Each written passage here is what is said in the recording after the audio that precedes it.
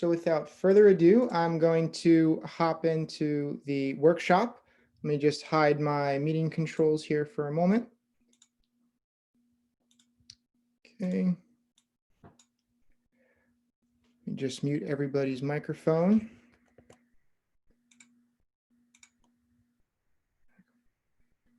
All right. Okay, so welcome. Thank you all for spending your Friday evening with me in the Sanford Institute of Philanthropy. For those of you who are watching at home on the recording, thank you as well. Today's workshop is going to be on cause selling, the 8-step cycle that fundraisers need to know. And this is really the centermost focus of the cause selling curriculum that we teach here at the Sanford Institute of Philanthropy. Just to get it started, there may be a couple questions that I ask. Feel free to use the chat box and just message your chat responses. A little bit of a light audience today, so again, those following along, just answer them in your head. We will be sharing and recording this session. So for those of you who are here with us live and you ask any questions, I am more than happy to answer them. Just be aware that those questions and the answers I give will be on the recording and will get posted to our YouTube channel for all the other great fundraisers to see and to get exposed to. So don't ask anything that you would not like to be shared publicly. Okay, let me just hide meeting controls. So I am Chase Gajewski. I'm the director of the Sanford Institute of Philanthropy in Florida. We are hosted out of Nova Southeastern University in Fort Lauderdale. I am a professor at the university in public administration as well as real estate development, and helped to found the nonprofit advisory board, which compiles a cross-section of nonprofit professionals to help create a more robust curriculum within NSU's nonprofit master's program. SIP's mission. So the Sanford Institute of Philanthropy prepares nonprofits and their fundraisers for greater measurable impact by providing learning opportunities designed to enhance their cause, their communities, and the world. This is just one online workshop that we are hosting on a monthly basis. The National Institute of Philanthropy hosts a CFRE credit bearing webinar. This month we had a bit of a change in schedule, so I'm doing one from Florida specifically, but we have also hosted in the past around an 80-person fundraising academy, which was an 8-week training program teaching fundraisers how to build capacity within their organizations. We have a handful of affiliates across the nation. Again, NSU covers Florida, but there are tons scattered throughout the nation. And so you can just get a quick glimpse of where we're located. And this is the Cause Selling the Sanford Way textbook. It's really, again, the principal educational material that we teach out of. And so the cause selling cycle that I'll be teaching today is sort of the 50,000-foot synopsis or cliff notes, if you will, on this textbook. But it is available on Amazon. For those of you who have come through our Fundraising Academy, you have a copy. For those of you who are interested in learning more, we have, again, a lot of nonprofit webinars on backlog, but this is a great hard copy material that you can put on your bookshelf and put to good use. Okay, the objectives for today's workshop is going to be 1, to understand the role of cause selling in today's nonprofit market. 2, to learn the steps of the cause selling cycle and the purpose of each step, and to gain tools to help you implement principles of the cause selling in your fundraising efforts. So quick poll, again, more rhetorical in nature. Think to yourself, which of the following characteristics best describes selling? Do you think of a person in a suit? Do you think of the car salesman who's very pushy? Do you think of somebody who's asking you to spend more than you want? Do you think of somebody or something that's adding value? Or do you think of something different? These are great questions for us as fundraisers and development staff to be asking ourselves, because we certainly don't want to appear as pushy or asking folks to give and spend more than they want. Rather, we'd want to focus on number 4, which is adding value and really having a relationship selling form of transaction. Okay, so again, to yourselves, which one of the following roles involves the use of sales or selling techniques. So a doctor, a parent, a lawyer, a waiter, or all of the above. Hopefully, if you are relatively in tune to what we're doing here, it is all of the above. If you're a doctor, if you're a parent, a lawyer, really any profession often uses sales or selling techniques, and you have to be influential or persuasive and be able to sell somebody on an idea or a product or something in between. Okay, qualities of top performing fundraisers. So we found that the top fundraisers often exchange information with their donors rather than make hard sells and hard asks. They know when to close and have a keen sense of where the conversation is steering and knowing when to capitalize and offer the ask. They advocate for donors, not just for their organizations or their cause, really looking at the donors as a part of the partnership. They provide added value to their donors, whether that's expanding their networks and introducing them to other organizations or other donors that have similar interests, or it could be galas and events, or even, direct impact from their donations. And whether that's a school in their name, you've added value to them in some other form. These top fundraisers are often trusted within their own organizations internally, and they engage in positive relationship building behaviors, both externally and internally. Cause Selling is a relationship-based program for nonprofit fundraising in 8 steps. This cycle uses entrepreneurial business development tactics to help fundraisers build better relationships and stronger prospect pipelines. This is a compare and contrast of the cause selling model versus the traditional ask model of fundraising. Typically, in the past, fundraisers have spent most of the time on the close and closing long and hard and trying to get over those objections, and spent little time in the beginning in the approach and identifying needs. Rather, they spent telling and qualifying than building rapport. We here at the Sanford Institute want to flip it on its head and completely front load the efforts spent with our fundraisers and with our donors. And we want to spend 40% of the time up front building trust and rapport in the approach phase to make sure that we have the strongest relationship possible prior to going down the line and submitting an ask. 30%, we really want to identify needs. We want to probe them, ask questions, listen to their answers, and help internally identify patterns or what their goals are or what their intent is. And then we want to spend less time selling the benefits and then ultimately making the ask. And if done appropriately and if focused on the cause selling cycle, the ask will not be a long close. Instead, you'll spend most of the time up front understanding why your donor gives and what causes they are willing to give to. And using that information, you'll present the correct ask and hopefully, if done appropriately, have a much smoother commitment of capital or commitment of donation from your donor, as opposed to the traditional fundraising model on the left. This is 1 year dated.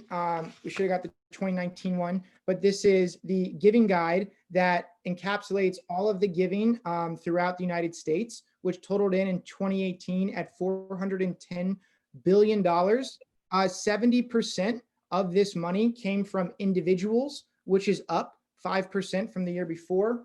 16% came from foundations, 9% from bequest, which is their estate after probate and post-life, and 5% came from giving by corporations. So again, a staggering majority of the donations and the gifts made in 2018 came from individuals and came from folks who are involved in, whether it's a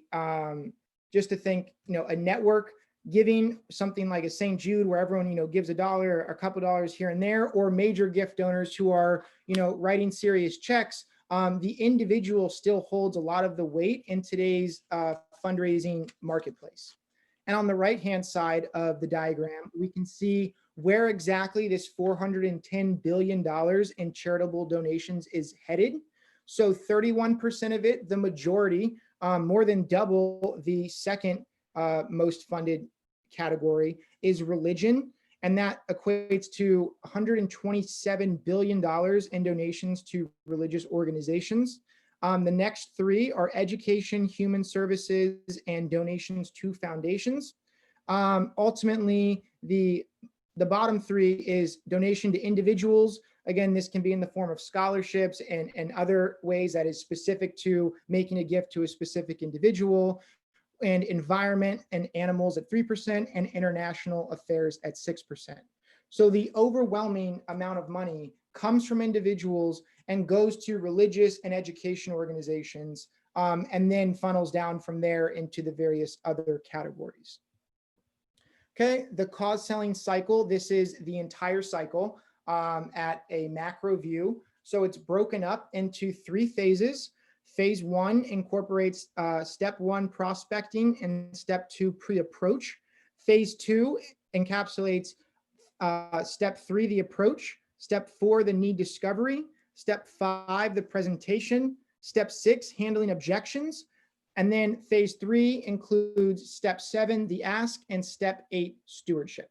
So this is the complete cycle. And again, it's very similar to a lot of sales cycles that you may see in other organizations, but with a nonprofit focus. So step 1, the prospecting step, is the process of looking for or searching for prospective donors that you think have the capacity and the motivation to make a gift to your organization and your cause. 10 methods of prospecting, and we're going to go through them one by one.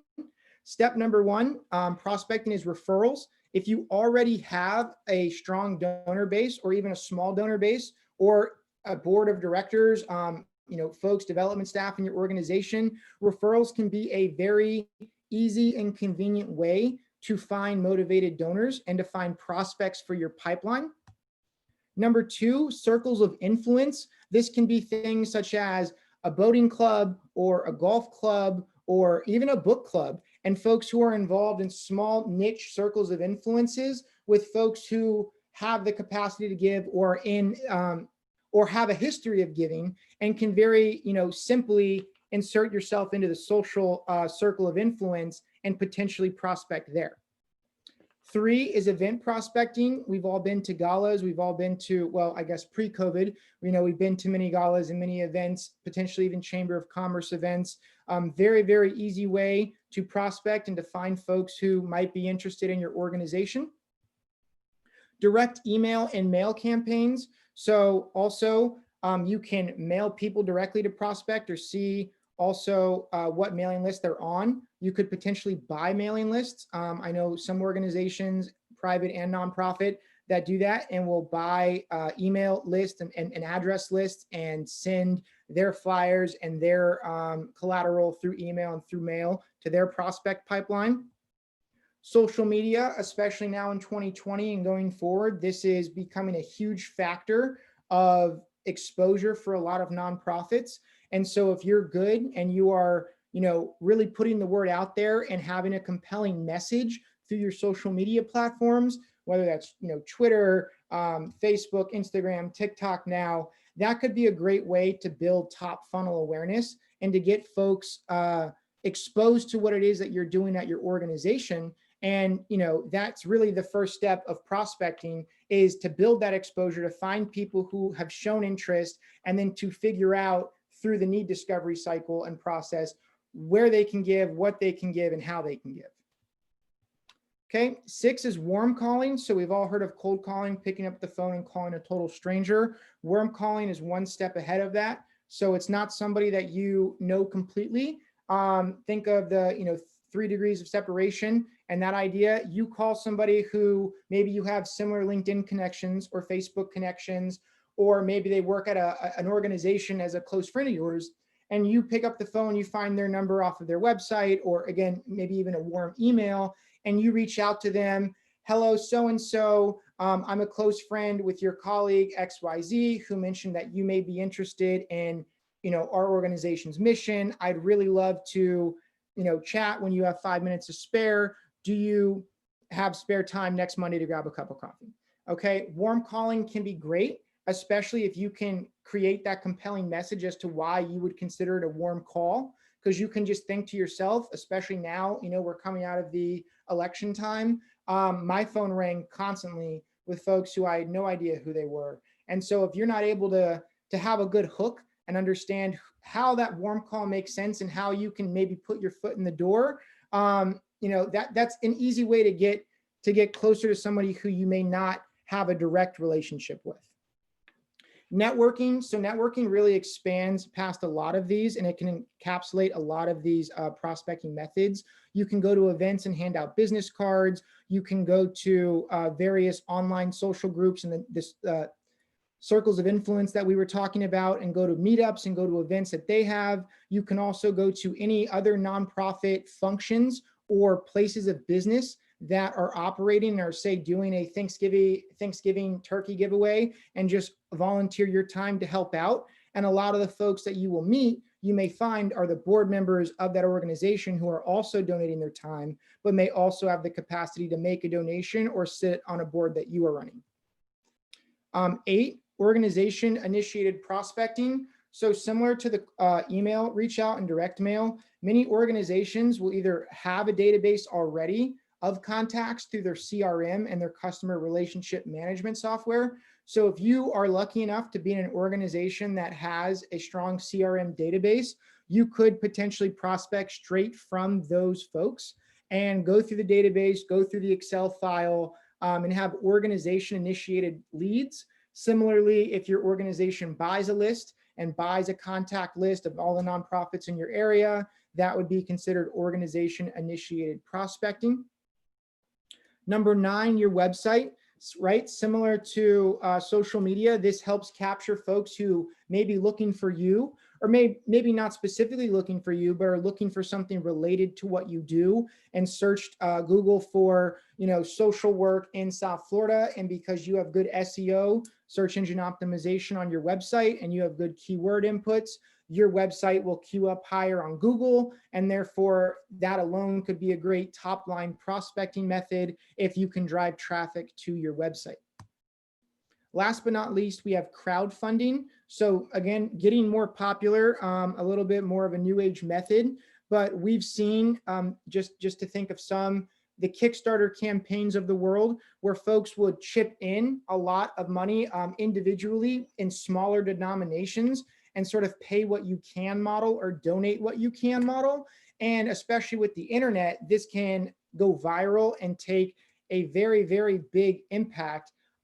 Just to think of some, again, social issues with the police and things of that nature, and how quickly funds become available for various, civil rights issues and things of that nature. And they throw up a crowdfunding campaign, and in a matter of hours, there's several hundreds of thousands of dollars to support, whether it's legal counsel or other sort of support for, various social good campaigns or nonprofit campaigns or clean the ocean campaigns, etc. But this is starting to become more and more popular, especially as everyone's dispersed geographically, is pay what you can, pay as you can, and sort of get the whole group involved at any denomination, and more a quantity over quality, and to get a mass amount of donors, maybe not as massive of major gift donors. Okay, so again, just to touch on circles of influence for a second, this can be a very simple way to implement yourself into a network. And so if and if you've gone to various chambers of commerce, or you've gone to nonprofit meetups in your community, or you've gone to, again, these Thanksgiving Day turkey drives and various other opportunities where folks volunteer their time, it's very, very quickly you'll find yourself engaging socially with the people whom you're doing work with. And when you find somebody who's potentially a donor, or potentially knows donors, or sits on a board, don't be afraid to ask them what they do for fun, or if they're involved in any other organizations, or if they're involved in any clubs outside of their organization, because oftentimes people of like mind and like interest conglomerate together. And if you can find one person, you can typically find a handful of others. And if you have a good relationship with somebody, it may be easier to find folks similar to that one person within their network than to keep trying to find new networks. Okay, step 2, the pre-approach. So the planning and preparation done prior to contact with the prospect.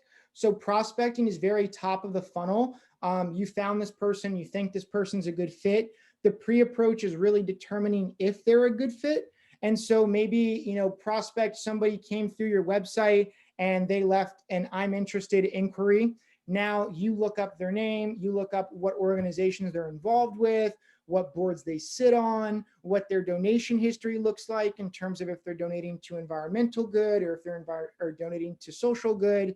And so you can start to, before you ever make contact with them, refine what your approach is going to be and also refine what their donor profile looks like. Because if you're just going in blind without any level of this pre-approach, you might not be giving the most effective presentation, the most effective meeting with this individual if you haven't done your background research on who they are, what their interests are, and what kind of impacts and organizations they typically involve themselves in. So this is a pre-approach checklist. So things that you want to be asking yourself, not just asking yourself, but things you want to be checking off yourself and asking them is, who drives the philanthropic decisions? So maybe this organization, it's a corporate organization, they're interested in giving. You want to know, as you're going through the pre-approach, who at that organization can really make the call and pull the trigger on donating those funds. Because before you approach somebody, you want to know if they have the capacity to decide. And if they are not the decision maker, not that, they're not of value, but you don't want to pitch the person who can't make the ultimate decision. You'd rather find the decision maker on the pre-approach step and then approach the appropriate person to have the most impact and the best use of your time. Again, the giving history with your organization. If this is somebody who's already given and somebody who's been a repeat donor in the past, you should brush up before you talk to them on what they've been involved with. Maybe be ready to offer up some progress report on where their past funds went and what the impact was of their past involvement. Personal interest. This can be something as simple as their favorite baseball team or their favorite football team, and just knowing who they are as a person. Passions and priorities. Again, if it's environmental good, if they're a victim advocate for women, if they're, all about feeding the hungry, if they're homeless advocates, really understanding what their passions are and what their priorities are prior to approaching them, and any other charitable work and giving that they might be involved with.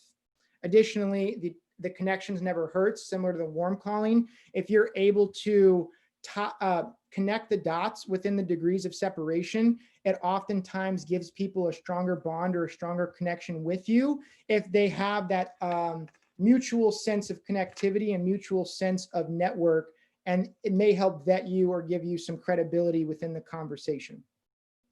This is another great tool for the pre-approach. This is Esri Tapestry tool.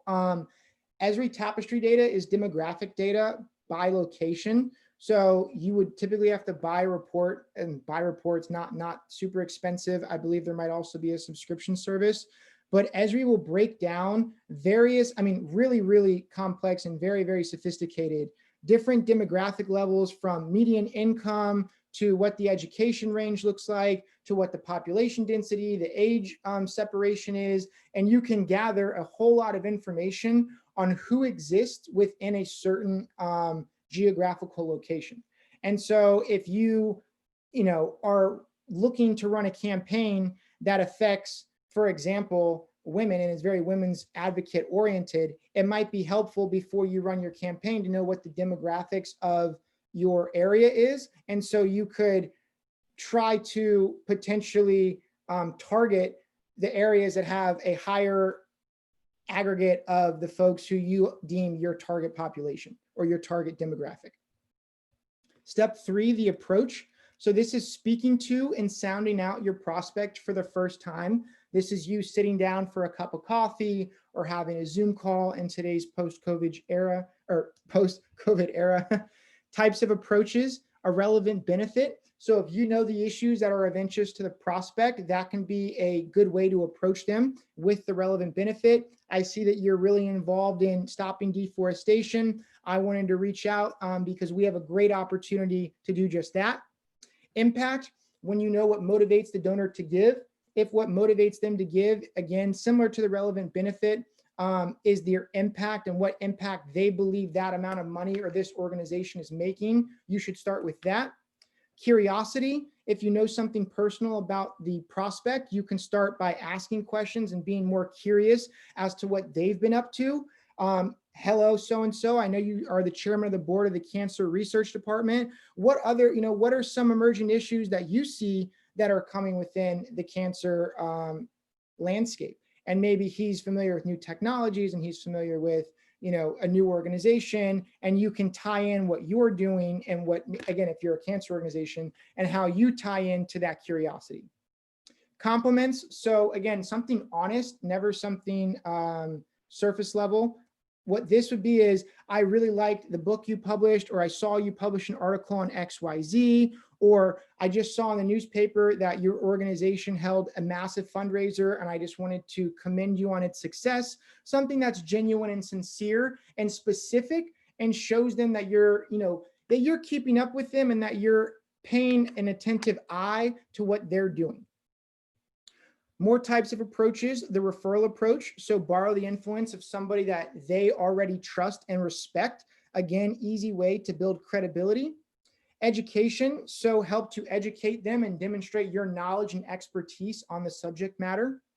A hands-on approach is, again, really great if you can get folks to come out to your event and see what it is that you're doing. If you run a school, come out to our school and see where your dollars are going. There's nothing better for a donor or a potential donor to do than to get hands-on experience and see the kinds of work and services and impact that your organization is having. So quick case study, and I'll let you think about it to yourself. A longtime donor is bringing a couple from her neighborhood to your next VIP reception. The couple is known for their philanthropy, and your donor is hesitant about bringing this couple because they get hit up by charities all the time, and she doesn't want them to feel uncomfortable. Ultimately, your donor decided that there are exciting things happening at your cause, and it's the right time. What's next? So think about this for yourself for just a moment, and then I will offer what I believe would be the next steps.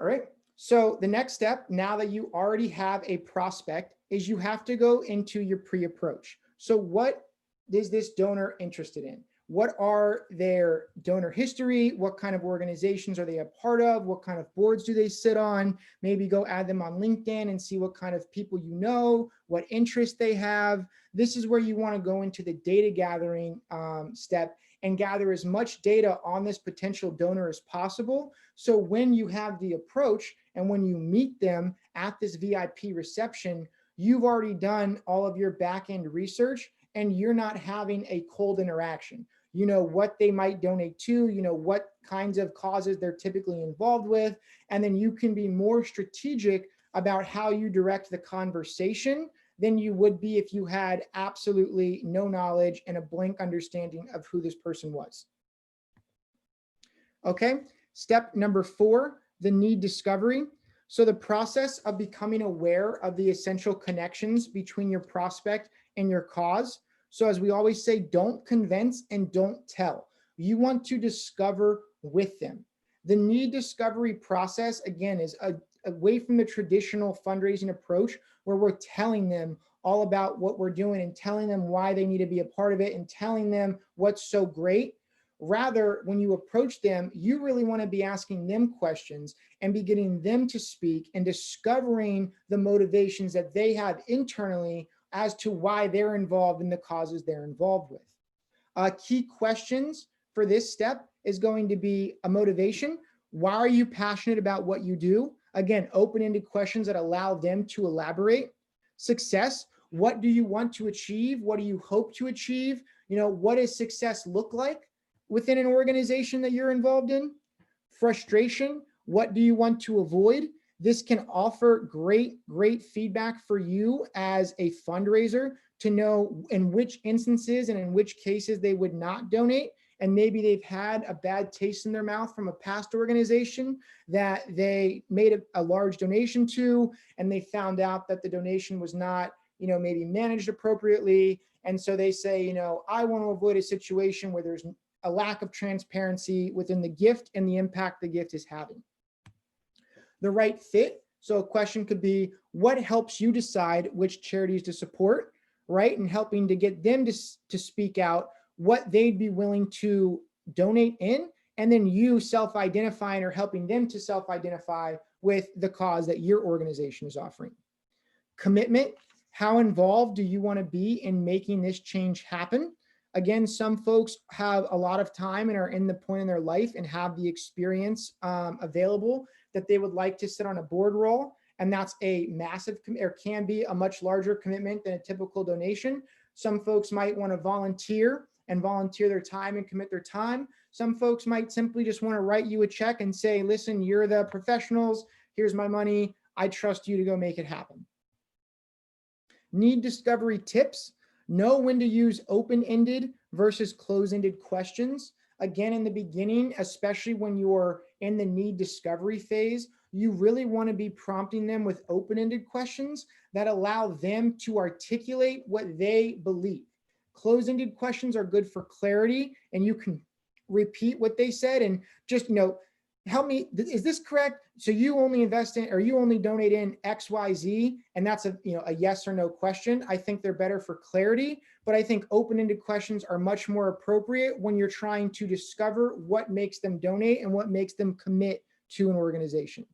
Again, the double check, as I said, with closed-ended questions. So you're telling me that organizations that are helping fight deforestation are very near and dear to your heart? Yes, Chase, that is what I'm saying. That would be an example of a double check, and just reiterating what they said to you, particularly when it's a material fact and something that is really a conversation driver. And so you can assure yourself that you didn't misunderstand or that there was not any lack of clarity on either end.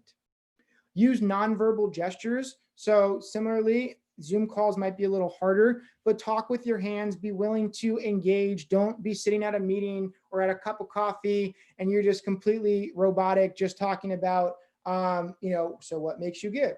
What does success look like? What motivates you to commit? All of these questions should be naturally articulated, and you do not ever want to appear stiff when going through this need discovery cycle. Don't be afraid of silence. So this is a hard one for a lot of development staff and a lot of fundraisers, and I know it's certainly a hard one for me, but the ability to ask tough questions, or I say tough questions, but questions that prompt an answer that they have to think about. Don't be so quick to jump in if they don't give you an answer right away. So if you say something like, what frustrates you most in your donor experience, and you ask that question, they might be looking around, it might be a little bit awkward. Fight the urge to jump in and break the silence. You want to ask them a question, you want to prompt them a question, and you want to give them time to digest it and to think about it and to offer you a well-articulated response.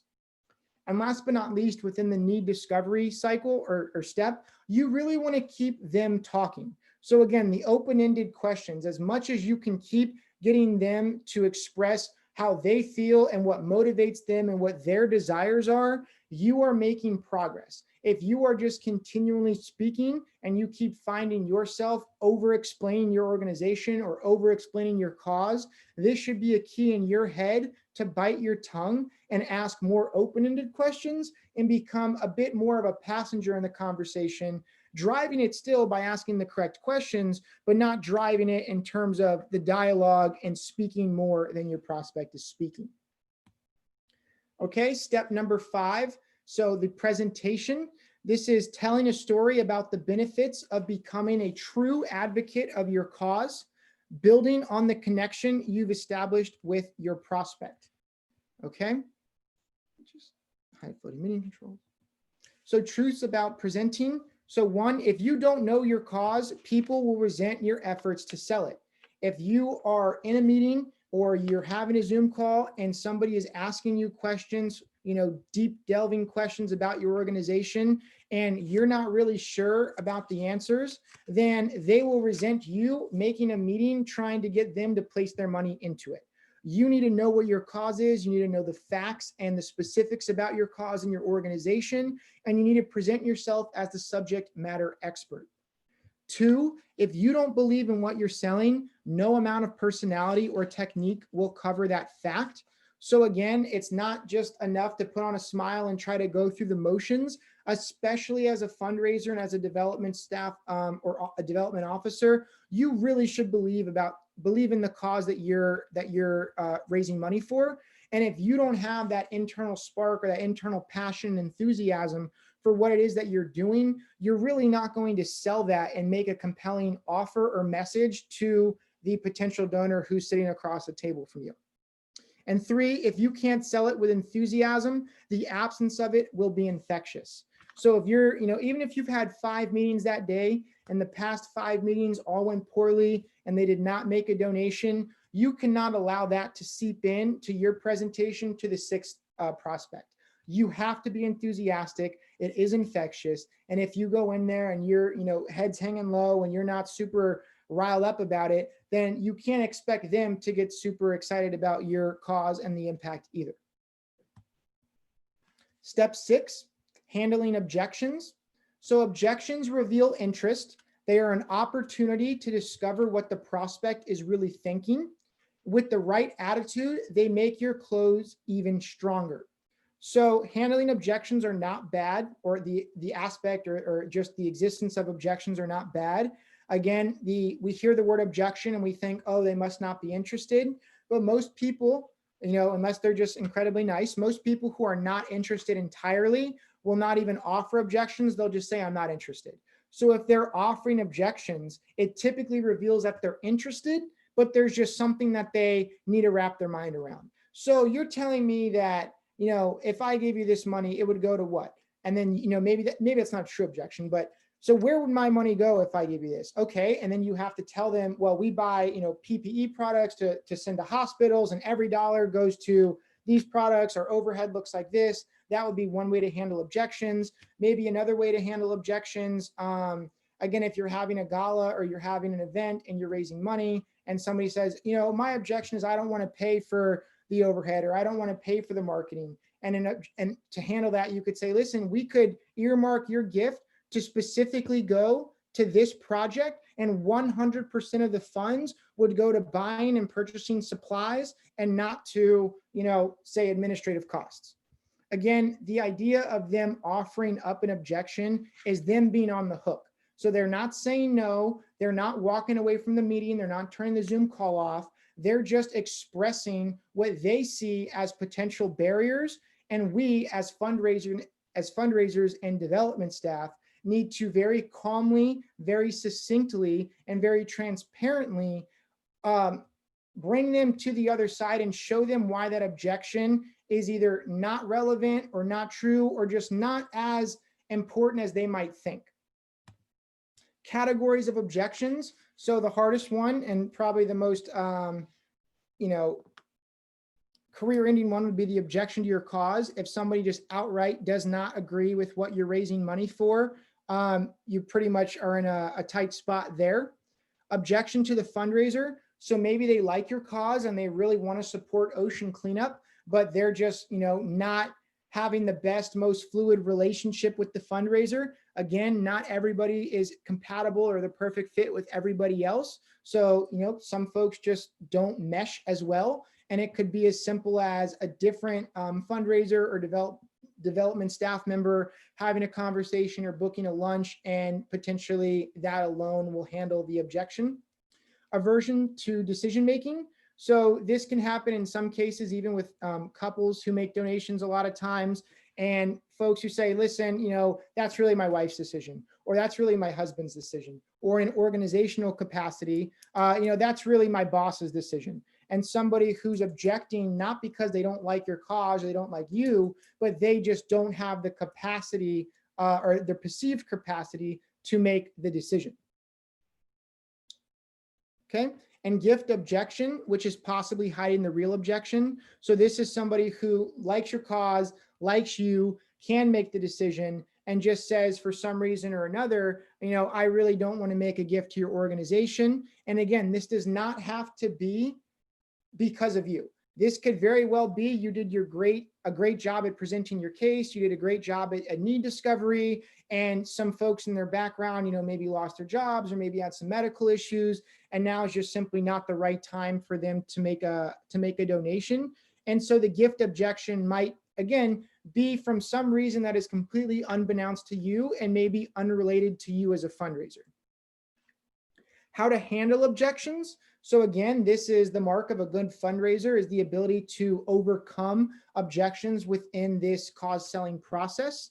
So hear the prospect out. You don't want to immediately cut them off as soon as they start to explain to you what their objections are, because then it seems like you're minimizing it or you're just trying to push it under the rug. You want to confirm your understanding of their objection, saying something like, well, so-and-so, to my understanding, your frustration lies in your past gifts that were not managed well. And you believe that, some organizations aren't completely transparent with how they spend their money. Now you've heard them out, you've confirmed what the objection is, you acknowledge their point of view. I can completely understand where you're coming from. If I gave my money and I felt like things were not managed properly, I too would be a bit skeptical about donating in the future. Don't let the objection upset you. So this is a more internal to us as the fundraiser. It can be very hard at first to go through all this time prospecting and doing your pre-approach and setting up a meeting and having the needs discovery, only to have them say something like, I'm not interested. And you can't allow that to upset you externally. I mean, it shouldn't upset you internally, but especially as it is projected externally, you can't then have your whole demeanor of that conversation turn into you being, pouty or reserved or maybe a little bit standoffish now that they've objected to what it is that you have. Again, not every single person is going to just take what you say and then write you a check. You have to get comfortable with folks having objections and get comfortable with them offering them to you and you being able to handle them without it detrimentally affecting your presentation style. Ultimately, again, answer the objection. So it's better, you don't want to give runaround answers. You don't want to give the political answer where you don't give any answer at all. So even if you don't have the most perfect answer, it is better to forthright answer the objection and give a definitive answer or a definitive response to what objections they might have lying beneath the surface. And after you've attempted to answer the objection, this is where you would attempt to close again. So if they seem like they're interested in giving money and the only thing that's holding them back is that they want to make sure the funds are going to, the appropriate spots where they believe the impact is created. And once you've assured them that these dollars will go to XYZ and will have an outcome of ABC, this is where you should immediately turn that objection into another opportunity to close and to get a donation sealed and committed. Okay, which leads us to step 7, which is closing and make the ask. So when closing, you want to be assumptive. You want to assume that the individual who took the time to meet with you, who reached out and prospected or became a lead for some reason because they had a referral basis or they came across your social media or you ran into them at a networking event, you want to assume that they already like you. They already are interested in what you're doing, and with the proper presentation, they would like to make a donation. Provide a summary of benefits. So again, at the end of closing, once you've had that conversation, maybe it was an hour long, the ability to have a Cliff Notes summary of what the benefits of your organization are and how that donation can drive those benefits to more of your end user and end audience. 3, directly ask. So again, something harder when you're first getting started, but don't beat around the bush. Don't, be coy about it. Just be very assertive and straightforward and say, so-and-so, will you make a donation of X amount to blank project? And then be silent. And again, this should not seem out of the blue if you've done your needs discovery and your approach and your presentation and objections overcoming steps appropriately. The ask should be the natural climax of the plot, which comes to you making a direct ask and then being silent and allowing them to make their response. If you directly ask and you again, don't give a specific amount. It's much harder. So it's always best to over ask, but to ask for a specific denomination that they can anchor on in their mind, and to give them a specific purpose. So many organizations have a lot of different projects, a lot of different avenues that those funds could be spent. And it's always helpful to let the donor understand what purpose or to where those funds are being used within your organization. And remain silent. And don't think that that silence is bad. They might just be thinking it over, but we have a tendency, as soon as we make the ask and they might not answer right away, we want to jump in with the conversation. We might say something like, do you think you could make a donation, or will you make a donation of $50,000 to the Boys and Girls Club for our holiday fundraiser? And then if a second goes by and I haven't got an answer, maybe I would jump in and say something like, well, really we take 10,000, or really we take 5,000. And you want to jump in because you get a little bit angsty or nervous. You have to fight that feeling. Make your ask, make it specific, and then remain silent and allow them to respond. Ultimately, you want to stress the urgency to them as you're closing, because you're trying to close. So while you could use the funds anytime and you don't want to appear pushy, you do want to highlight the importance and the urgency of why you need these funds. And for example, it's the holiday time. We're really trying to provide services to all of the, say, underserved community within, food desert zones. And it's really urgent that we get these funds now so these kids can have the holidays they deserve. And that way it prompts them to give, rather than, we're doing great work here, but it's not the most urgent and we could take your funds any day.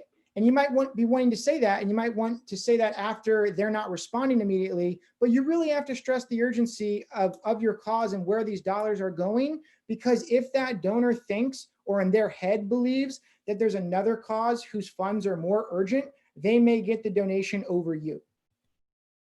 And no isn't forever. So again, if somebody says, no, I don't like you, no, I don't like your organization, no, that doesn't align with me, that might be a little bit harder to overcome.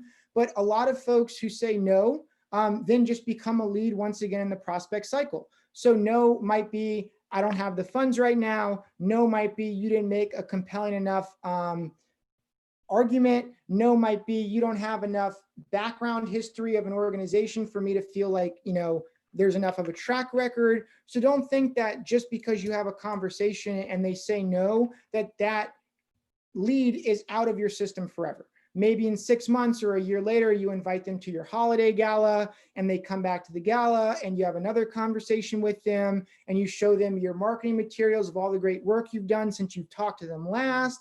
And now, again, they might be in a better place in their life to make a donation. And so just from them saying, no, I can't make that, or I can't make that donation at this time, don't internalize it and take it as this person will never be a donor.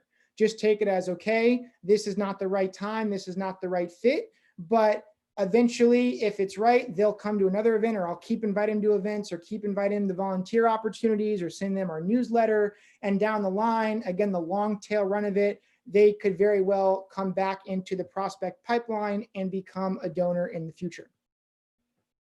Tip, dealing with rejection. One, you are not alone. This is, I'd say, the common dilemma of salespeople and development staff everywhere, is the idea of going to meeting after meeting and potentially not getting the outcome that you want. But just remember that you are not alone in your cause. You have folks within the organization who will support you. You have other folks around the globe who support your cause and what you're doing. And it doesn't need to be a depressing experience to not have a donor close on a potential ask. 2, forgive yourself. Don't be so hard on yourself. Don't beat yourself up about it. 3, refuse to give up. Again, just because they did not give you a gift this time does not mean that you should delete them from your newsletter or delete them from your invite list for your holiday gala or anything like that. Again, be persistent. It's a war of attrition, and just refuse to give up. 4, remember that you are important and have that self-worth, and be very mindful about that, because it's very, very easy to get caught up in the rejection and to get caught up, especially if you're having multiple days or multiple weeks of people who are not making gifts, which especially now in COVID times could be the case when a lot of people, might be a little bit wary of the money situation. 5, expect the worst, but hope for the best. So before, sort of a memento mori aspect, you really want to be mindful of the worst case scenario. And so before you go into any meeting, understand that they could say no, and that the worst they could say is no. And the worst that happens is you had a lunch with somebody and they didn't, you had a good meal, you had some good companionship, they didn't make the donation. It's not the end of the world. 6, broaden your definition of success. So again, success is not anything, or is not one specific thing. And just because you did not get, or you did not close on your ask, does not mean that you are unsuccessful as a fundraiser. And 7, lastly, commit to attracting more donors than you need. So after you've gotten, or after you've had a successful or unsuccessful prospect approach meeting, you want to, in your mind, understand that you are always attracting more donors than you need. And there is a whittling down process of, if I go and talk to 100 donors, only about 10 of them will say yes. So if I know that, and if I know that I'm attracting more donors than I need, then I'm going to be more comfortable with the donors who say no, because I understand that if I'm going to ask 100, I expect 90 not to say yes. And I can't get upset when those 90 do that, because I know I'm trying to find those 10. Okay, the last step, step number 8, is stewardship. And this is follow up with results. Okay, so keys to follow up. You want to think like a donor. If you just made a gift to an organization, what kinds of information would you like to be kept abreast with? Again, if it's a food organization or one that involves itself in feeding people, this could be something like photographs of the food drive, of the holiday turkey drive, how many families you impacted, how many bags of food you gave out. Think like the donor and think what they would like to see. Always, always, always say thank you. It never costs anything to say thank you, and it's always appropriate to someone who's just giving your organization money. Personalization versus customization. So personalization is if you had a big CRM database or Excel database, and you blast out an email, but all the emails get their first name personalized on there. That's personalization. Customization is if you have one massive donor who specifically wants their follow-ups to look like this, and they get something completely different than any of your other donor follow-ups. That would be more of a customized follow-up approach. Pick up the phone. Again, more than ever, folks are less inclined to pick up the phone, but a personal vocal discussion always helps to cement the personal relationship and helps to say thank you and to cement that customer relation or that donor relation. Treat everyone like a major donor. So regardless of the gift size, it's very important that we make all of our donors feel special and feel valued. And it's important that we have good follow-up systems in place. So even at the small denominations, people who are taking their time and their hard-earned money and putting it toward your cause are feeling the sort of recognition that they rightfully deserve. Okay, so cause selling do's and don'ts, some pros and cons here. Do treat donors like long-term partners, not as transactional clients. Do link your cause to donors' passions. Any way that you can make it more personal to them, they'll have a stronger connection. Do provide solutions, and that's solutions to the donor, what they're looking for, as well as the marketplace. And again, the marketplace is economic, but your market, if you're helping kids, if you're helping folks within South Florida, keep iterating and focusing on how you're providing solutions. Do have regular contact with your donor base. Do be open and honest, and always say we when discussing the impact you're having, as again, it's very assumptive and it assumes that they are involved in the impact you're having.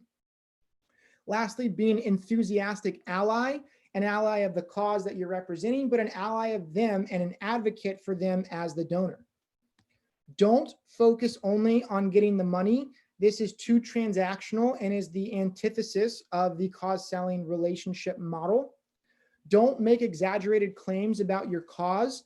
One, it's oftentimes that they can sniff it out and they can tell when you're being a bit overzealous or talking a little bit past what the truth is. And it also only harms you when you're doing when you actually collect their money, because if you're doing the stewardship step and you're following up with them about the impact their funds had, and you represented them a very inflated narrative of what those funds were going to do, you're going to have a much tougher time reconciling that perspective with the donor than you would if you were just stating the facts and being very matter of fact about what your organization is doing. Don't belittle other nonprofits. Again, it's not really a competition. All the nonprofits are doing great work. You never want to have a mudslinging campaign when you're trying to raise money for a for-good organization. Don't take donor hesitation personally. Again, there can be so many reasons why a donor does not give money. This could be personal things that they have going on in their personal life, financially, medically. So don't think that their hesitation to donate is a personal attack on you as a fundraiser. Don't wait for the donor to call. Be proactive. Take the initiative. Reach out to them. Make sure you have good follow-up CRM triggers. And so if there's folks in your database who you haven't talked to in over a year, have some metric or have some process in place where you're reviewing those databases or you're reviewing your donor base and saying, okay, I haven't heard from, XYZ lately. I'm going to pick up the phone and give them a call. Okay. And that is everything for the cause selling cycle. If anybody has any questions, I am happy to answer them. You can throw them into the chat box or, even unmute your mic and ask away.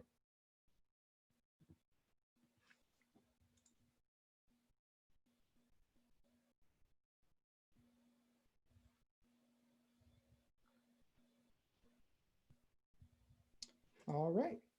So last but not least, this is my contact, chase.gajewski@nova.edu.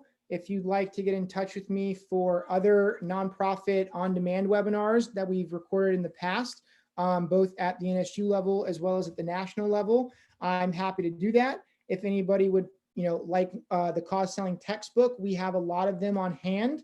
And if there are any folks who would like other nonprofit workshops to be held, or with an organization where you'd like a nonprofit workshop to be held, please reach out. I'd love to talk to you. I'd love to see what opportunities exist to help train your organization to realize their full potential.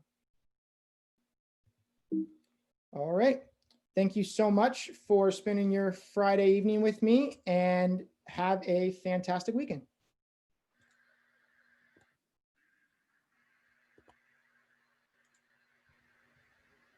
Thank you.